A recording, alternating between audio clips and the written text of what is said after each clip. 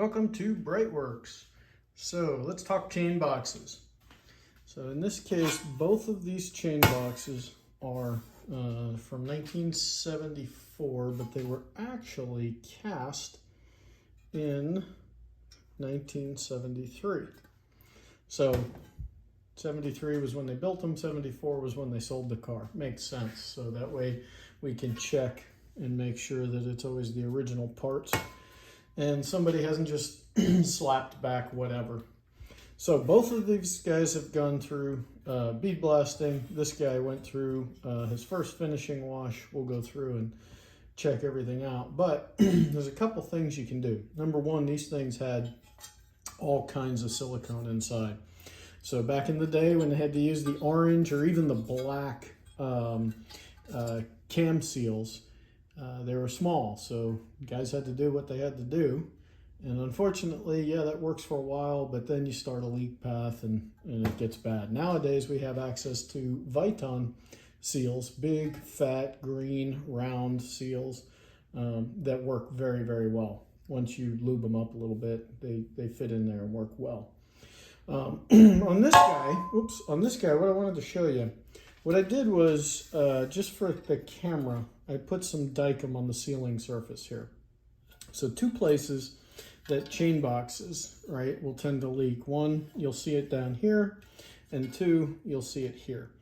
Back in the day, they had these very thin, like wax paper gaskets. With magnesium, stuff moves around, so not easy to do. Plus, the face of the magnesium, maybe we can see it on this one a little bit, but you can see you get these little tiny magnesium maggots have kind of gotten a hold of it. But what's good is nowadays we've got these nice thick Victor Rines gaskets, or you can get them from Rightwood Racing, and they take up a lot of the slack there. But one of the things I like to do is using the fine side of the file, right? Because I'm not trying to take too much material off. I like to just kind of skate it over the surface. If you do this before you clean it, you don't have to use the Dykem. You'll see it right away. But if we just, one finger pressing down square, just kind of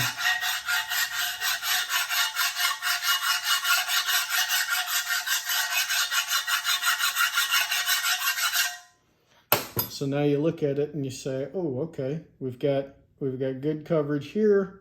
Down here is a little questionable, but up here throughout is all pretty good. This will get kind of drawn up to the case because you've got two studs here, not just one, but two. So I'm not so worried about that area because I can see that, yeah, the gasket is, we're at least getting enough showing here that the gasket will be squeezed tight.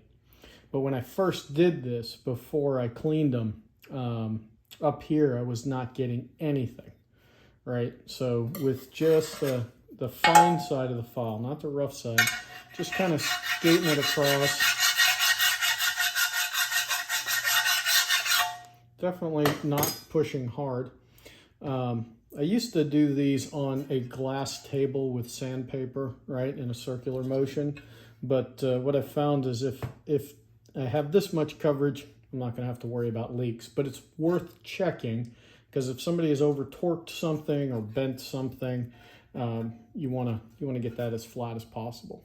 And the same for the getting all this stuff as clean as possible. Now again, with the thick paper gaskets that Victor Rines has, it takes up a lot of the slack.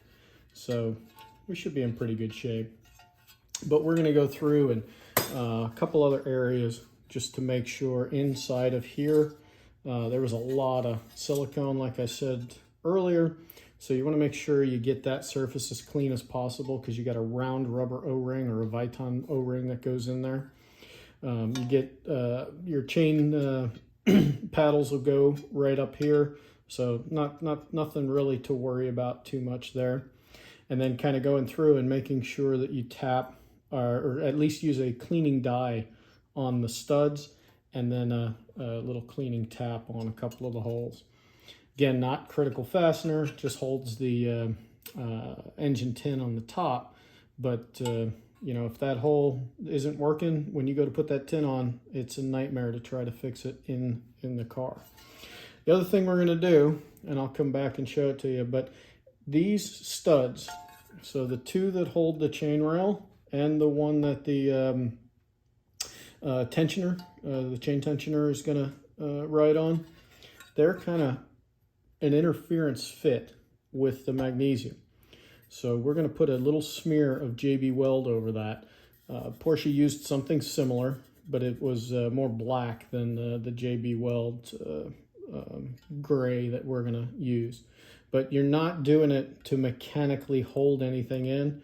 They're all in there pretty good. What you're doing is you're just trying to mitigate any leak paths that may start. So once this guy has gone through a couple more washes, then we'll be ready to put that JB Weld on, and we'll come back and show you that. The only other little thing is also when we're doing the JB Weld, you don't see this as much with the aluminum chain boxes, so the SCs and newers. But here you can see that the magnesium maggots have kind of gotten to the magnesium there. So what we're going to do is we're actually going to spread a very thin layer of JB Weld over that, just to kind of close up those pores and protect the metal. The nice part is where it's happened, we're not worried about leaks, right? So that boss is outside of the area that the oil is. So what we're just trying to do is preserve this for another, 48 years. This one's pretty good. It's only got the one spot there. This guy has a little bit here. We'll probably touch that with some JB Weld, like I said, and then up here everything looks good. So we'll come back to you when we're ready to finish this sucker up. All right, so as we sort out these chain boxes, we got two spots. Let's see if I can kind of zoom in on them. We got one here, and we got one here. And we're just gonna try and slow down the magnesium maggots. So I'm just gonna take a little bit of JB Weld here and just kind of smear it on there. So these guys have been done with alcohol and air dried so that we can get to the pores that are exposed, and put a little bit on there. Once it starts to harden up a little bit, we'll shape that a little bit better. But the most important parts here are going to be, you've got 1, 2, 3 spots where we need to apply some JB Weld. And I found a little tiny speck of what the factory stuff was, and it was just a hard black, probably some black epoxy that they used. So we're just using good old JB Weld. So we've already got it mixed up here. One of the greatest things about JB Weld is it is self-leveling, so you don't have to worry about getting your little smear on here super perfect, because it will, as it dries, kind of self-level. But we don't want to use too much. We want to use enough that we can pull it kind of over the edge, form a little cap. Everybody's got their own method. As long as it doesn't leak oil, if it works, it works. Now back here, we just kind of spread it out a little bit.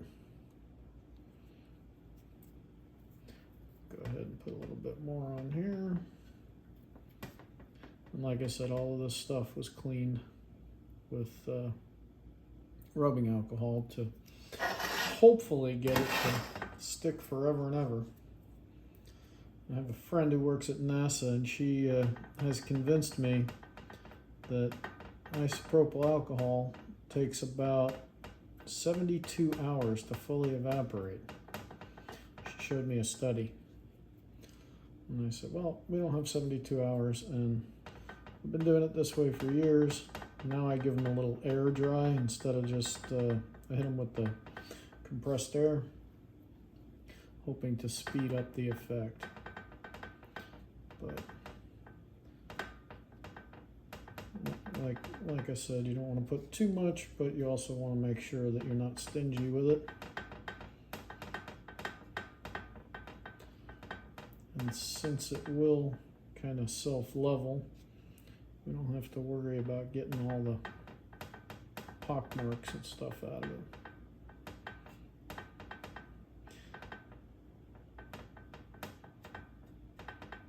All right, well, there you have it. 24 hours from now. Oh, look at that. Little hole, try to open up, little air gap here. So you'll never see this in the car. It'll be covered by the tin, but I'll probably go ahead and shape it up a little bit with a file. No need for that though. But yeah, we got those two guys done, and we got the chain boxes done. So that is the extent of cleaning and prepping the chain boxes. All of the ran a cleaning tap over all the studs, and then this guy here is going to see a lot less wear now because we're going to upgrade the idler arms to the ones that are oiled and have bushings in them. So that'll be a nice little upgrade too. All right, thanks for watching. And yes, we do offer this as a service. Check us out at BreitWerks.com.